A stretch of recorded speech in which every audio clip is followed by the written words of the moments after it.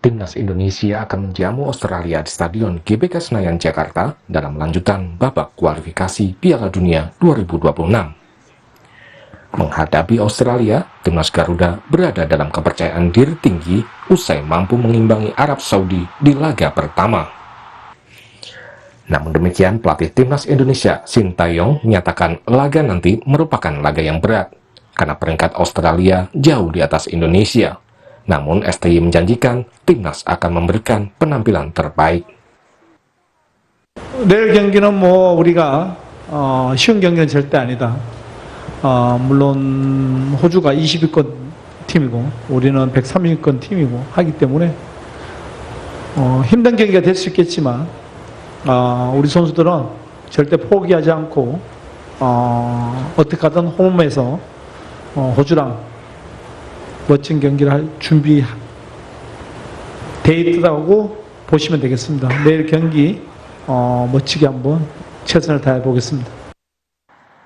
Hal senada disampaikan pemain Indonesia Justin Hubner. Hubner menegaskan timnas tidak takut menghadapi Australia. Timnas akan mengerahkan segala kemampuan untuk menaklukkan Australia. Australia is a really strong country, but so do we. I think we are not scared of anyone. We will fight tomorrow. We had a good preparation for the game tomorrow, and we're gonna do everything to beat Australia. So we're gonna fight really hard, and we'll see what happens. Pelatih Australia Graham Arnold menyatakan timnya tidak akan terpengaruh dengan dukungan puluhan ribu supporter timnas di GBK. Menurut Arnold, banyaknya supporter bisa memberi tekanan pada tim tuan rumah. The crowd, that's great.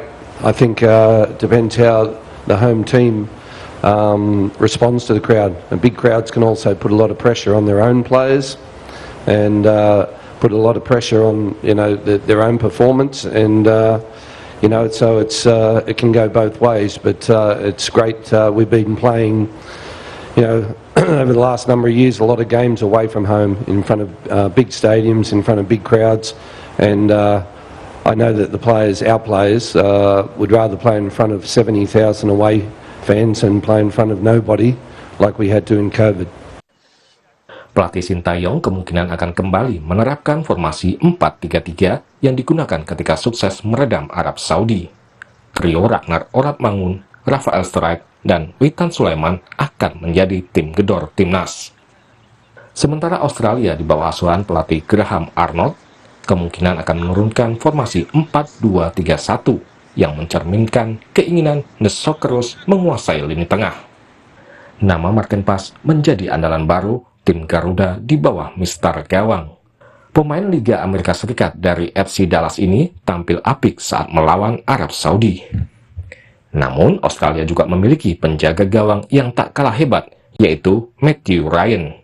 Matthew bermain untuk klub Italia AS Roma. Di barisan belakang, timnas dipastikan akan mengandalkan pemain Serie A Italia Venezia FC Jay Itzes. Dengan tinggi badan 1,90 meter, pemain 24 tahun ini unggul dalam duel bola-bola atas. Australia juga memiliki bek tangguh yang bermain di klub Parma dari Italia, yaitu Alessandro Sircati. Andalan timnas di lini tengah ada pada diri Tom Hay. Tom telah mencetak 1 gol untuk timnas.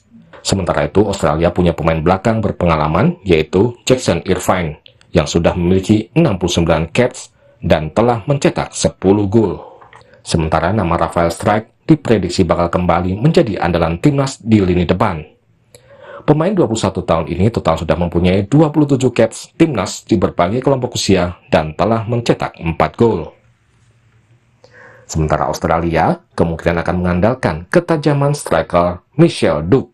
Duke berusia 33 tahun dan mempunyai caps timnas 40 dan telah mencetak 12 gol. Secara statistik, Australia jauh diunggulkan. Dari 19 kali pertemuan dengan Australia, tim Garuda menang sekali, imbang 3 kali, dan 15 kali kalah. Namun, jika nanti Indonesia bisa meraih poin dari Australia, akan menjadi modal berharga dalam mengarungi babak kualifikasi Piala Dunia 2026 selanjutnya. Tim Liputan, Kompas TV. Lalu bagaimana peluang timnas Indonesia menang lawan Australia malam hari ini? Strategi apa yang harus diterapkan tim Garuda? Kita bahas malam hari ini bersama mantan pemain timnas Indonesia Aji Santoso dan pengamat sepak bola M. Kusnaini atau Bungkus. Malam Bungkus, malam Mas Aji dengan Audrey di sini. Selamat malam Mbak Audrey. Ya, saya mau ke Mas Aji dulu. Halo Bang Anji. Ya, Ya, saya mau ke Mas Aji dulu. Mas Aji, ini kan secara peringkat memang Indonesia ini berada jauh ya di bawah Australia. Tapi satu hal yang tidak terlupa adalah pada saat kemarin timnas kita ini berhasil menahan imbang melawan Arab Saudi dan Australia kalah melawan Bahrain. Tapi kalau malam hari ini kira-kira nih bisa tampil apik kembali Indonesia melawan Australia, Mas Aji?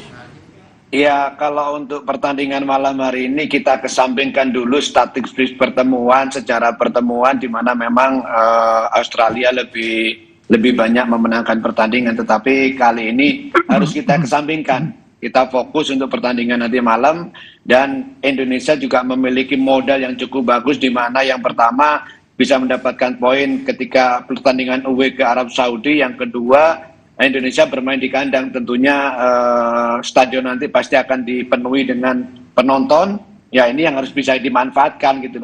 Selain tentunya dari taktik strategi dari Coach Sintayong, tentunya pemain ke-12 ini harus bisa dimanfaatkan oleh seluruh pemain. Seperti itu, Mbak. Jadinya sejak awalnya juga harus main langsung geber terus ya, Bungkus ya. Jangan kasih kendor gitu ya. Jadi justru saya berpikir sebaliknya. Kita menurut saya harus pintar mengatur irama permainan, harus pintar mengatur intensitas permainan. Karena kalau berdasarkan pengalaman di laga pertama waktu kita berhadapan dengan Arab Saudi, kita itu justru menurun sesudah lewat menit ke-65. 25 menit terakhir permainan timnas itu agak menurun. Makanya dalam line up yang disusun Sintayong kali ini, saya nggak heran Prof. Tom Haye itu dimainkan mungkin di babak kedua, tidak sejak menit awal. Jadi memang Sintayong belajar atau mengevaluasi hasil pertandingan pertama, di mana kita menurun di babak kedua. Jadi sekarang di babak pertama diturunkan pemain-pemain yang tipenya petarung. Ada Tom Haye di sana, ada Ivar Jenner, termasuk ada Marcelino. Sementara Tom Haye yang memang staminanya mungkin tidak sekuat anak-anak muda itu, disiapkan untuk mengendalikan permainan terutama di sisa pertandingan di babak kedua. Ini saya pikir evaluasi yang baik dari hasil pertemuan lawan Arab Saudi, karena kita berharap lawan Australia kita bisa konsisten.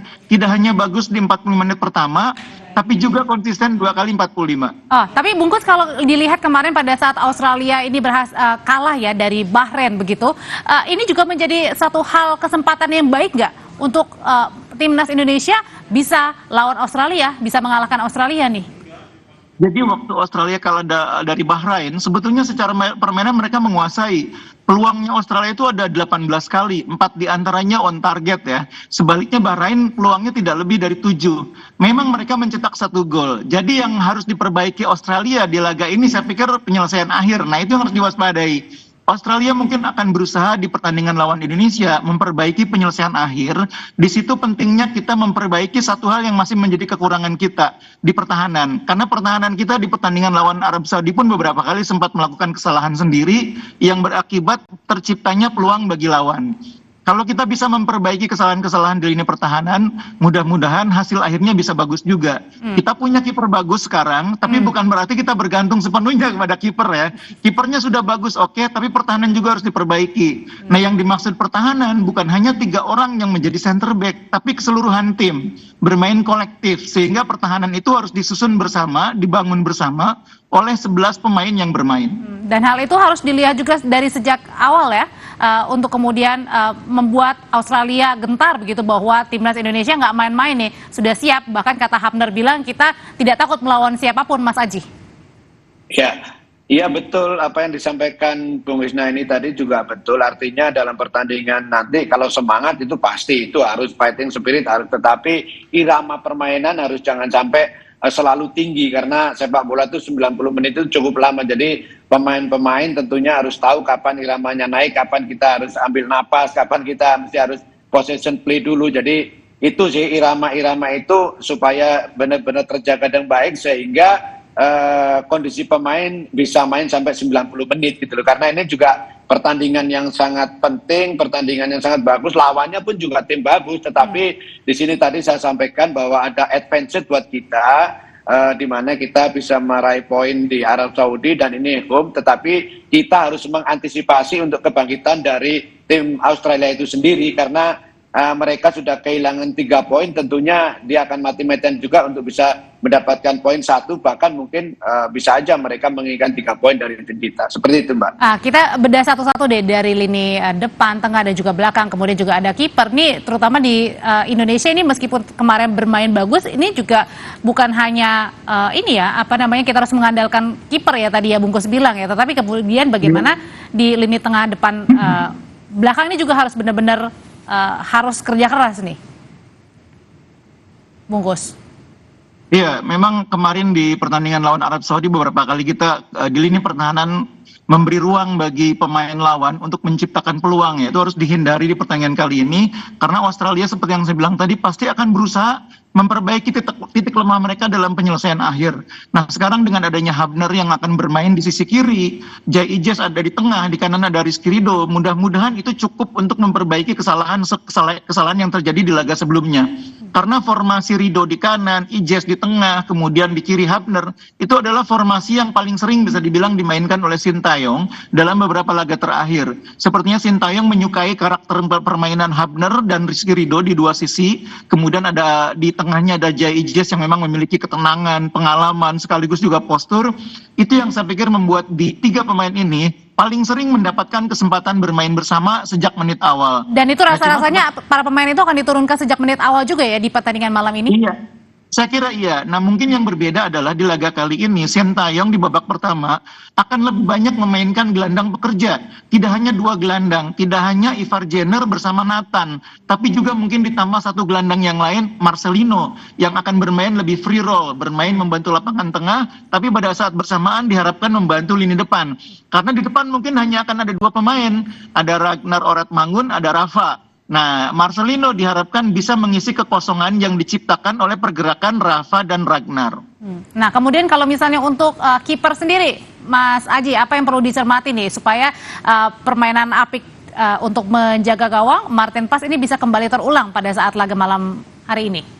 Iya, jadi sepak bola itu adalah olahraga kolektivitas tim. Kita tahu memiliki penjaga gawang cukup bagus, tetapi kan kita tidak bisa mengandalkan kebagusan penjaga gawang aja. Tetapi mulai dari, kalau misalnya bertahan, bagaimana mulai dari depan, tengah, sampai belakang, akhirnya ada di penjaga gawang.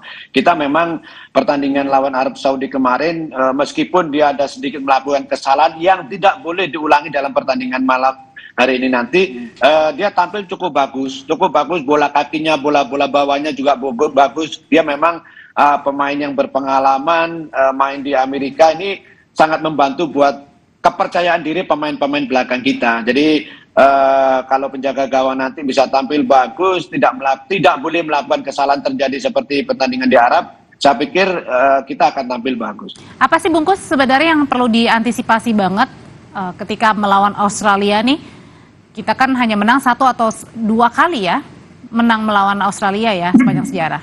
Hanya 1 kali ya, kita dari 18 pertemuan, totalnya 19, bahkan kita hanya menang 1 kali, itu pun sudah sangat lama. Lebih banyak kalahnya, 5 laga terakhir juga 4 kali kalah.